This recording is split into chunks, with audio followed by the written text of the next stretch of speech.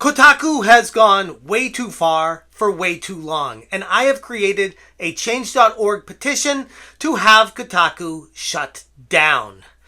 And yes, I understand the ramifications for saying things like that, and how I'm always for free speech, and people should be allowed to have platforms for it, and yeah, I get it. Kotaku should have their platform for their free speech as well, assuming they're honest and forthcoming with their journalistic integrity and telling people exactly what's happening with the full story of what they write. But that's not what's been transpiring, and if anything, it's only gotten worse over the years. I used to think when they got a writer, like, we'll say Luke Plunkett comes in and writes horrifically bad articles and doesn't really cover the topic properly, they won't last, they have a shelf life, and they'll be gone. Kotaku's Luke Plunkett has doubled down and now wants Japanese people to die because Nintendo decided to blacklist Kotaku.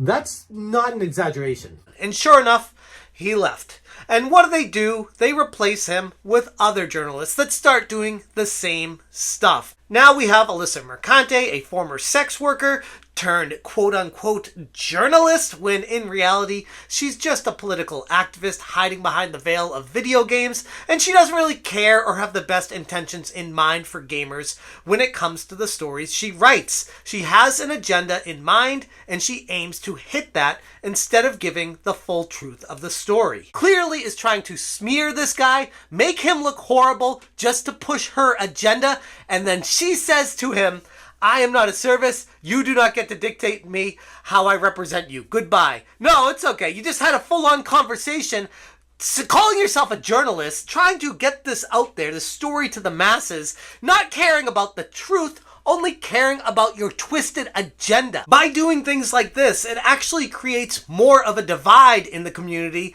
than bringing anyone together, where they only have part of the truth, half the story, and try to make up their mind as to how to feel about a situation. It causes the divide that we're seeing right now in the games industry. And you know, for the longest time, I wasn't about gatekeeping. I used to think gatekeeping was a bad thing because it would prevent people from being heard and their voices would be silenced, and only the agenda of the people gatekeeping would be the ones that would be out there, and that's a bad thing. And yes, in certain circumstances, I would still agree with that. Gatekeeping can be bad. But when it comes to this kind of stuff, I've realized with activists and gatekeeping how if you let them in, they start to have their own agenda and then try to gatekeep you out of the industry that you are in yourself. And it's almost like by letting them do that, you're actually hurting yourself. By trying to be inclusive, it ends up being an exclusive environment, which is exactly what we find ourselves in today. And it sounds so ridiculous when you say it out loud, but it's what's happening. As Jib Fried said on Twitter, when they're not writing articles about bear sex or using sex toys on zombies, they're busy bullying devs into hiring activists and threatening them with bad press if they don't. And they quoted Alyssa Mercante, I said this to him during our interview, but the Farm Folks CEO attempts to not be political are very naive in the current climate. You got pulled into a culture war because you don't have a community manager who knew that titty physics wasn't the move, chief. Then you apologized. Then the titty physics gooners got mad that you apologized. And then I interviewed you. Them's the breaks. The story I covered the other day where Alyssa Mercante took Crytevo's CEO Alex Kozhelikov's words completely out of context to misrepresent the point he was trying to get across because English wasn't his first language. And then when she replied to him in DMs and basically telling him straight up that she didn't care about the truth because she had an agenda in mind and she wanted to make sure that her angle was the only one that was heard. Which ironically is the same thing that she did with her Sweet Baby Inc. story that set off this entire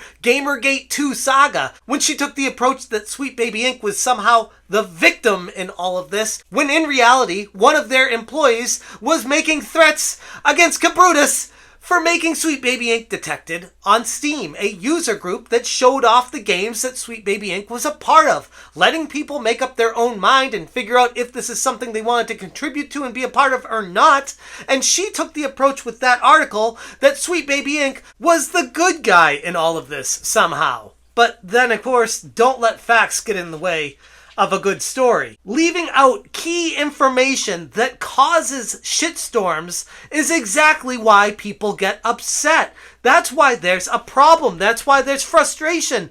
That's why people are fighting back. Now you can say this is what's causing Gamergate 2 all you want, but at the end of the day, the problem lies with people at Kotaku. Misrepresenting a story, leaving the facts out, giving only one side of the story to push an agenda is not journalism. It is activism. And it's something that Kotaku writers have hid behind for years. And I have had enough of it. So yes, I don't want to just completely stifle free speech across the board. I don't want to just gatekeep across the board. But when there is a clear problem in the industry that is causing a divide, causing arguments, causing infighting, I think that is where we need to focus our energy. And right now, that's activists posing as journalists at Kotaku. The gaming community deserves better. We are a diverse group of individuals who share a common passion for video games. What we need is journalism that respects their audience,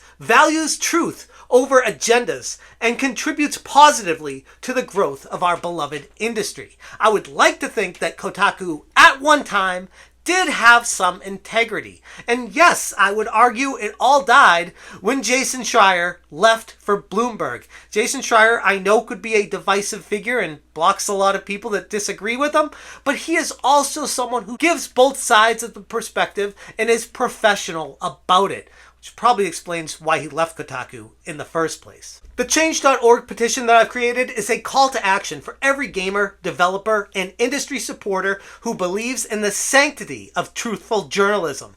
By signing this petition, we demand accountability from Kotaku's parent company, GO Media. We urge them to steer Kotaku back to its roots of unbiased reporting, where integrity isn't sacrificed for sensationalism. Should they refuse, we advocate for a shutdown to preserve what integrity is left in the video game journalism sphere. And again, yes, I know you can just not look at them, not read their articles, but when they time and time again misrepresent the truth and have false narratives pushed out there, shared everywhere on social media, causing an entire shitstorm of wrong information out there and infighting in the community, that's a situation where it all needs to stop. And again, I'm not ignorant to the idea that, yes, I get it. People want their freedom of speech, like I've mentioned multiple times already in this video. But when we've gotten to the point with a company like Kotaku employing activists instead of journalists,